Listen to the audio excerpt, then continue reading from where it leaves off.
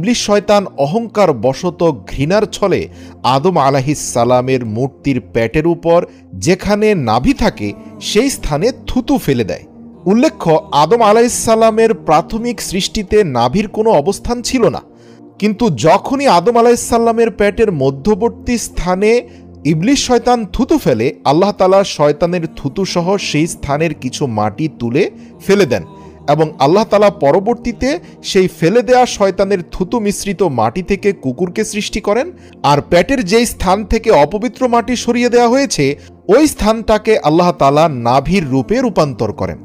আল্লাহ তাআলা হযরত জিবরাইল আলাইহিস সালামকে নির্দেশ দিয়েছিলেন আদম আলাইহিস সালামের পেটের উপর থেকে থুতুসহ কিছু মাটি ফেলে দেওয়ার জন্য।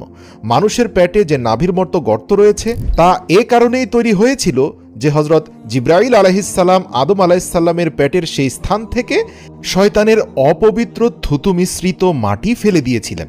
তাই ইসলামে কখনো কোনো মানুষকে কুকুরের বাচ্চা বা কুকুর বলে গালে দেয়া জঘন্য অপরাধ, এমনকি কবিরা গুনাহ। মানবদেহের যে অপবিত্র অংশটি আল্লাহ তাআলা পূর্বেই ফেলে দিয়েছেন, সেই অংশ থেকে সৃষ্ট প্রাণীর সাথে আশরাফুল মাখলুকাতকে তুলনা করা বড় ধরনের কবিরা গুনাহ। ইবলিস